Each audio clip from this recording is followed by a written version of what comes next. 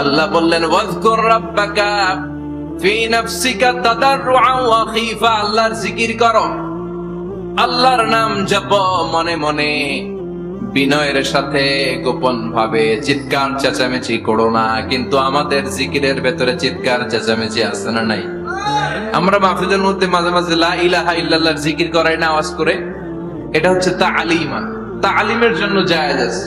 কিন্তু শ্রেষ্ঠ জিকির হচ্ছে একা একা জিকির করা।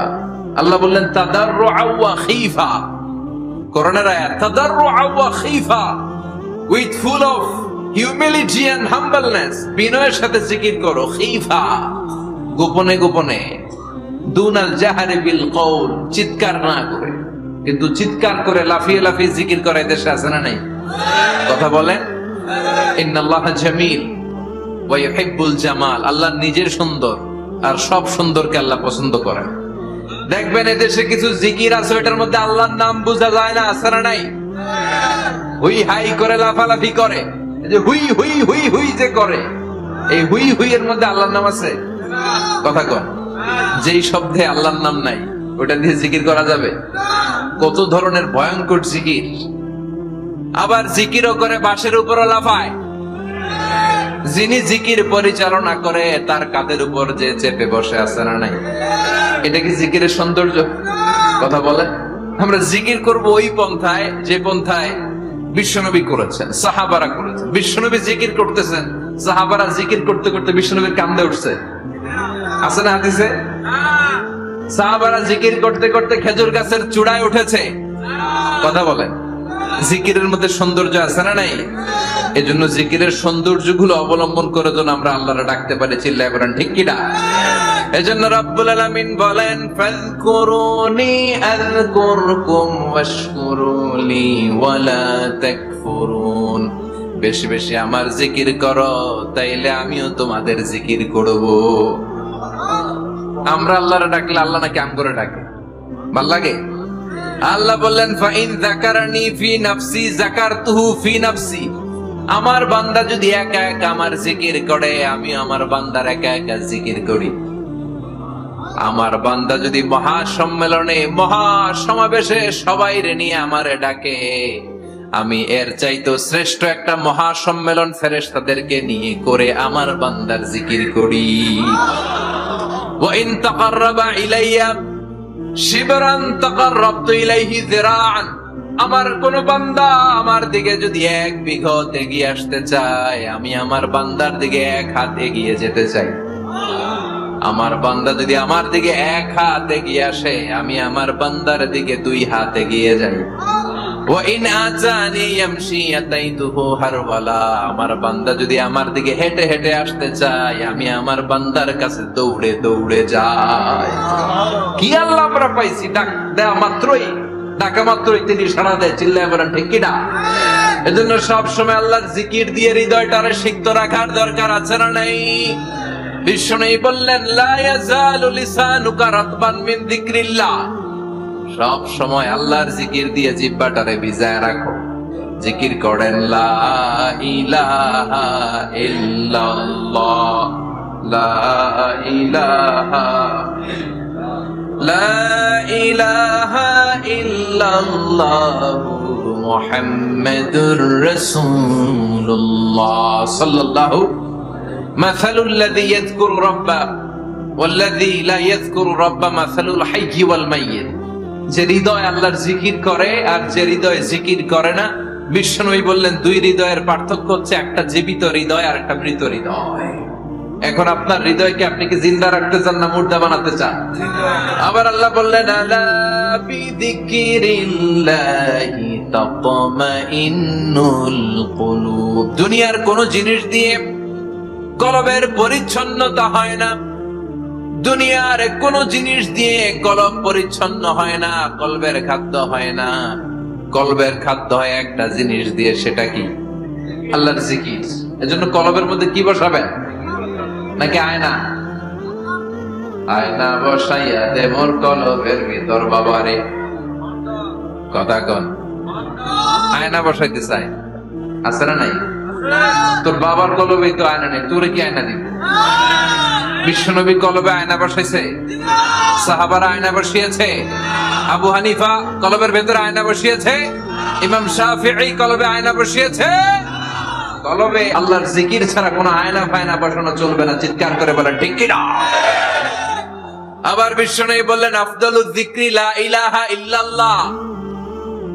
জিকিরের জগতে যত জিকির আছে শ্রেষ্ঠ জিকির হলো লা ইলাহা ইল্লাল্লাহ। মান ক্বালা লা ইলাহা ইল্লাল্লাহ সিদকান মিন কলবিহি দাখালাল জান্নাহ।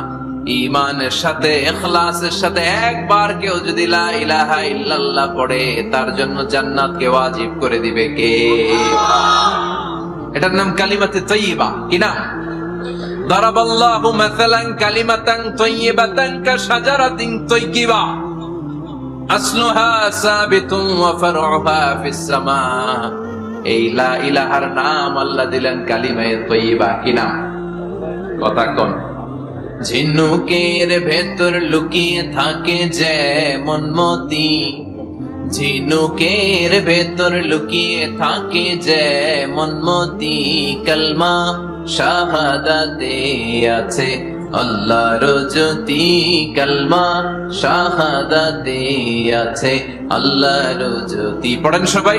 ঝিনুকের ভেতর লুকিয়ে থাকে যেমন মতি, ঝিনুকের ভেতর লুকিয়ে থাকে যেমন মতি, কালমা শাহাদাতে আছে আল্লাহর জ্যোতি, কালমা শাহাদাতে আছে আল্লাহর জ্যোতি। সুবহানাল্লাহ পড়ে। তাহলে জিকিরের জগতে সবচেয়ে শ্রেষ্ঠ জিকিরের নাম চিল্লায় বলেন কি নাম?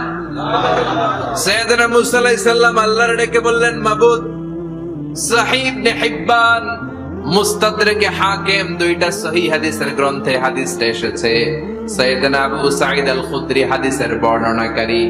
বিশ্বনবী বললেন মুসা আলাইহিস সালাম আল্লাহর ডেকে বললেন আল্লাহ আল্লিমনি কালিমাতান আদউ বিহা।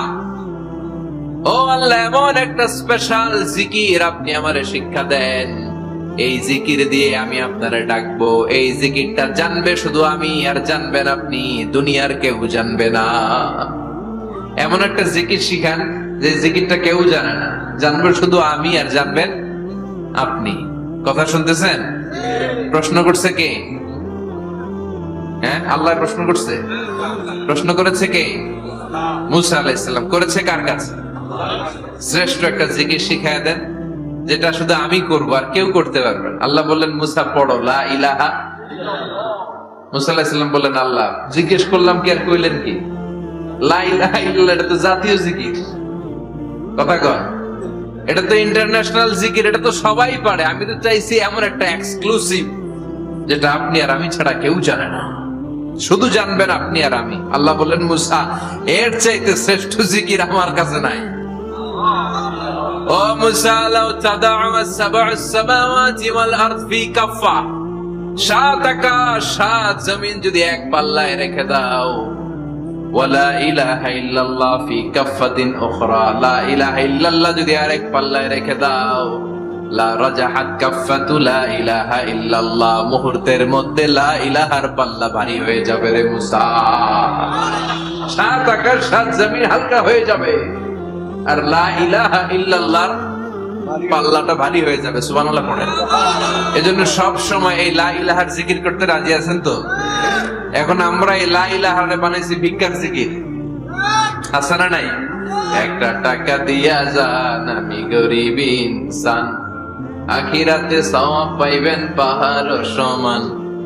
একটা টাকা দিয়া যান আমি গরিব ইনসান। আর লা ইলাহার জিকির ভিক্ষার জিকির বানাইছি আমরা। কিন্তু এটা যে একটা বিপ্লবী বাণী, এটা যে একটা সংগ্রামী বাণী, এই বাণী যে মেনে নেয় সে আল্লাহ ছাড়া কারো সামনে মাথা নত করতে পারে না। চিল্লায় বলেন ঠিক কি না?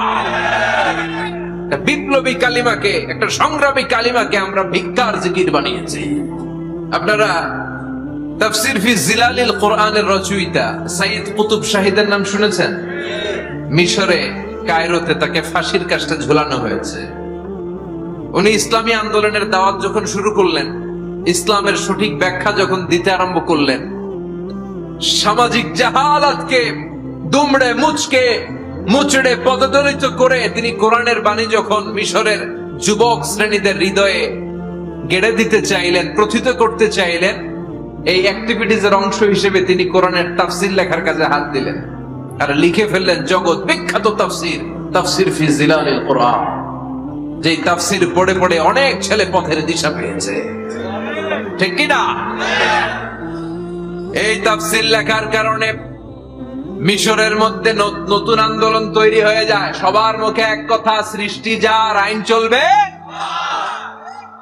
আল্লাহর আইন ছাড়া অন্য কোন আইন দিয়ে মিশরের বুকে কোনো বিচার আমরা হতে দেব না। মিশরের তাগড়া যুবকগুলো কায়রোর রাস্তায় নেমে এলো, ঘোষণা দিল সৃষ্টি যার, আইন চলবে তার। চোরের হাত কেটে দাও, ধর্ষকদের শাস্তি দাও জনসম্মুখে, ঠিক কি না?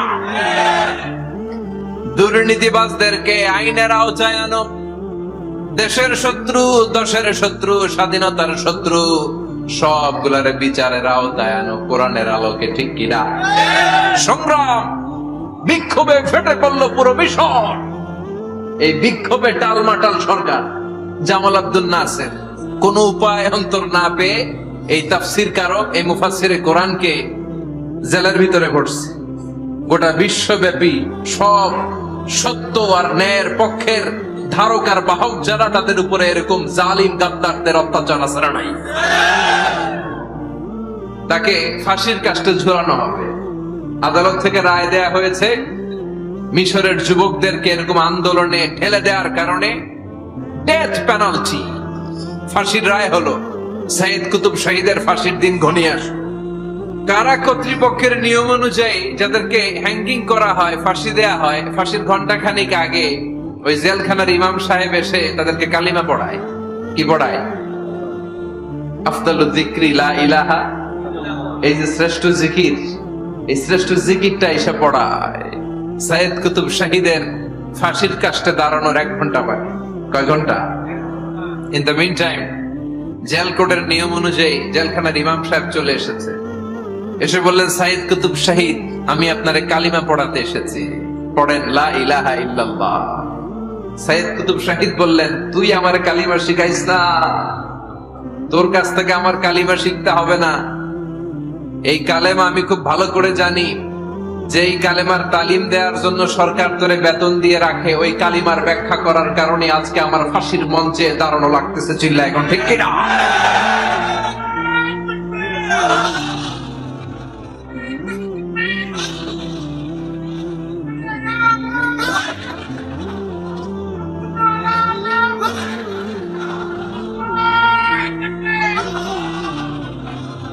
একই কালেমার তালিম তুমি দাও, তোমার টাকার বান্ডিল দেয়, আর ওই কালেমার এক্সপ্লেনেশন, ব্যাখ্যা আমি সমাজে দিয়েছি, তাই আমারে ফাঁসি দেয়।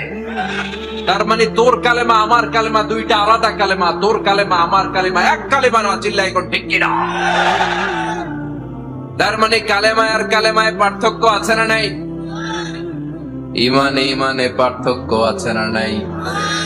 যে ইমান প্রয়োজনে জ্বলে ওঠে না, যে ইমান সত্য ন্যায়ের কথা বলে না, যে ইমান প্রয়োজনে জ্বলে ওঠে না, যে ইমান সত্য ন্যায়ের কথা বলে না, যে ইমান বাস্তবে নাই, যে ইমান অন্তরে নাই, মুখে শুধু ফাঁকা বলি, কি করে তারে বলো ইমান বলি, কি করে তারে বলো ইমানে বলি, কি করে তারে বলো ইমানে বলি, ঠিক না? যে ইমান দিন কায়েমের আন্দোলনের ধার ধারে না, যে ইমান লেবাসধারী কোরআন হাদিস তাও পড়ে না, যে ইমান খাজার নামে মাজার গড়ে ফুলুস কামায়, যে ইমান শিরকিয়াতের আমল করে ভীত না হয়, যে ইমান ইমানে ভুলে নাস্তিকতার মঞ্চে ওঠে, যে ইমান বাতিল মাতের দোসর হয়ে ফায়দা লুটে, যে ইমান শুধুই কেবল খায় দায় আনন্দ করে, যে ইমান দেখে না যে আরাকানে ভাইরা মরে, যে ইমান বাস্তবে নাই, যে ইমান ময়দানে নাই, মুখে শুধু ফাঁকা বলি, কি করে তারে বলো ইমান বলি, কি করে তারে বলো ইমান বলি, কি করে তারে বলো ইমান বলি। চিল্লায় বলেন ঠিক কি না? ইমানে ইমানে পার্থক্য আছে না নাই? কালেমায় কালেমায় পার্থক্য আছে না নাই?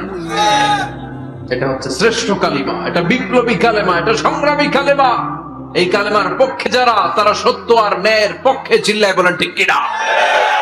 এই কালেমাকে যারা মেনে নিয়েছে, তারা এক আল্লাহর কাছে মাথা নত করেছে, পৃথিবীর কারো কাছে তারা মাথা নত করে না। এই কালেমার পক্ষে যারা, তাদের স্বপ্ন যে কালেমার পতাকা এই দেশে উড়বে। চিল্লায় বলেন ঠিক কিনা? কোন একদিন এ দেশের আকাশে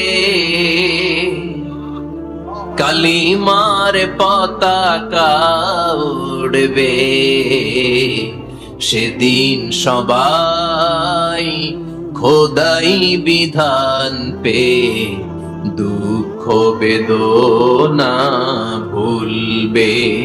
কোন একদিন এ দেশের আকাশে কালিমার পতাকা উড়বে, সেদিন সবাই খোদাই বিধান পে দুঃখ বেদনা ভুলবে। চিৎকার করে বলেন ঠিক কি না?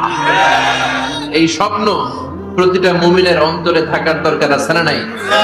ইসলাম বিজয়ী শক্তির মসনদে বসুক, এটা যে সহ্য করতে পারে না, অন্তর থেকে যে এটা চায় না, ও মুমিন নয়, ও মুনাফিক। চিল্লায় বলেন ঠিক কি না? এজন্য বিশ্বনবী বললেন, আফদালুয যিকরি লা ইলাহা ইল্লাল্লাহ।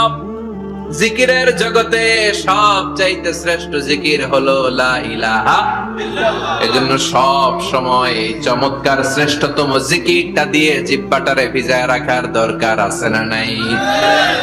Every night and every day, every night and every day, never forget to say la ilaha illallah. Never forget to say la ilaha illallah. Never forget to say la ilaha illallah. When you're walking down the street, use your time and repeat, and say in every heartbeat la ilaha illallah. And say in every heartbeat la ilaha illallah. And say in every heartbeat la ilaha illallah. সবাই পড়েন, every night and every day, every night and every day, never forget to say la ilaha illallah. Never forget to say la ilaha illallah. Subhanallah পড়েন, every night and every day, প্রতিদিন প্রতি সকালে never forget to say, এটা বলতে ভুলে যেও না যে এই বাণীটা বলতে নিষেধ করা হলো, বাণীটা হলো লা ইলাহা ইল্লাল্লাহ। আফদালুয যিকর, সংগ্রামী বাণী। এই বাণীটারে দিয়ে আমরা এখন ভিক্ষা করি। কথা কোন? ভিক্ষার মধ্যে বাণীটা আছে না নাই? এটা কি ভিক্ষার জন্য আল্লাহ পাঠাইছে?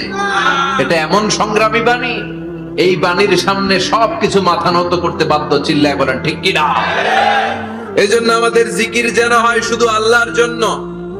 তাহলে বুঝলাম শ্রেষ্ঠতম জিকির হলো লা ইলাহা ইল্লাল্লাহ। আবার বিশ্বনবী বললেন আহাব্বুল কালামে ইলাল্লাহি আরবাআ, আল্লাহর কাছে চারটা কথা সবচাইতে প্রিয়। চিল্লায় বলেন কয়টা? লা ইয়াদুররুকা বিআইয়িহিন্না বাদাতা, কোনটা দিয়ে শুরু করবা এটাতে সমস্যা নেই, আগে পিছে যেমনে মন চায় পড়ো। চারটা কি? একটা হচ্ছে সুবহানাল্লাহ, আরেকটা হচ্ছে আলহামদুলিল্লাহ, আরেকটা হচ্ছে লা ইলাহা ইল্লাল্লাহ, আরেকটা হচ্ছে আল্লাহু আকবার। এই চারটার চেয়ে শ্রেষ্ঠ জিকির আর নাই। কথা বলেন, এটার এই চারটার ভিতরে ইল্লাল্লাহ আছে? কথা বলেন। এজন্য জিকিরকে আমরা খণ্ডিত করব না। ঠিক যেমন যেমন সহিহ সুন্নাহ এসেছে তেমন তেমন জিকির করলে আপনার কলিজাটারে ঠান্ডা করে দিবে কে? ইল্লাল্লাহর ব্যাখ্যা থাকতে পারে, অনেকে ব্যাখ্যা করে যে এটার মধ্যে লা ইলাহা আছে, এটাকে গোপন রাখা হয়েছে, আমরা ইল্লাল্লাহ পড়ি না, ওটার দরকার নাই। বিশ্বনবী এবং সাহাবারা যেই পন্থায় জিকির করেছেন, যেই পন্থায় জিকির শিখিয়েছেন, ওইটার ভিতরে বরকত বেশি না কম? কথা বলেন, বেশি না কম? এই জন্য বিশ্বনবী বললেন আল্লাহর কাছে প্রিয় কথা চারটা। একটা হলো সুবহানাল্লাহ, দ্বিতীয়টা হলো আলহামদুলিল্লাহ, তৃতীয়টা হলো লা ইলাহা ইল্লাল্লাহ, চতুর্থটা হলো আল্লাহু আকবার। সুবহানাল্লাহ, আমার সাথে সাথে আওয়াজ করে পড়েন সুবহানাল্লাহ, আলহামদুলিল্লাহ, লা ইলাহা ইল্লাল্লাহ, আল্লাহু আকবার, সুবহানাল্লাহ, আলহামদুলিল্লাহ, লা ইলাহা ইল্লাল্লাহ। আওয়াজ করে পড়েন আল্লাহু আকবার। মনে থাকবে? জিকিরের ওয়াজ শেষ, এগুলোর চেয়ে শ্রেষ্ঠ জিকির নাই। সবচেয়ে শ্রেষ্ঠ জিকির লা ইলাহা ইল্লাল্লাহ, সবচেয়ে শ্রেষ্ঠ কালিমা আল্লাহর কাছে এই চারটা। একটু খেয়াল করে দেখেন, এই প্রতিটা জিকিরের মধ্যে আমার আল্লাহর নাম আছে না নাই? সুবহানাল্লাহ আছে না? আলহামদুলিল্লাহ, লা ইলাহা ইল্লাল্লাহ, আল্লাহু আকবার। আল্লাহ ছাড়া আল্লাহর নাম থাকবে না যেই শব্দের মধ্যে ওই সমস্ত নাম আর হুই হুই হুই হুই, এগুলো দিয়ে কোনো জিকির করা যাবে না। আবার আব্দুল্লাহ ইবনে আমর ইবনে আস বর্ণনা করেন, বিশ্বনবী যখন জিকির গুলো করতেন, আমি বিশ্বনবীকে দেখেছি বিশ্বনবীর আঙ্গুলের কড়াই জিকির গুনতেন। সুবহানাল্লাহ পড়েন। দেখতেছেন আমার হাত দেখা যায়? দেখা যায়, দেখা যায়। রাআইতুন নাবিয়্যা, আব্দুল্লাহ ইবনে আমর ইবনে আস-এর বর্ণনা, রাআইতুন নাবিয়্যা ইয়াকিদু তাসবিহা বিয়ামিনিহি, আমি বিশ্বনবীকে ডান হাতের গিড়ার ভেতরে তাসবিহ গুনতে দেখেছি। সুবহানাল্লাহ পড়েন। এখন আমরা লম্বা তাসবিহ ছড়া নেই না, এটা জায়েজ, কিন্তু শ্রেষ্ঠ হচ্ছে হাতের গিড়ায় গণা। এই প্রতিটা গিড়া in the day of judgement আপনার পক্ষে সাক্ষী দিবে। মনে থাকবে? কিভাবে গুনবেন? বা হাতে না ডান হাতে? ডান হাত উঁচু করেন সবাই, এইভাবে। নামাজ শেষ, আল্লাহু আকবার পড়ে 3 বার ইস্তেগফার পড়ে গণা শুরু, এইভাবে সুবহানাল্লাহ। ঠিক আছে? এরপর আলহামদুলিল্লাহ, এরপর আল্লাহু আকবার। সবাই রাজি তো? সবাই রাজি? আল্লাহ তুমি কবুল করো।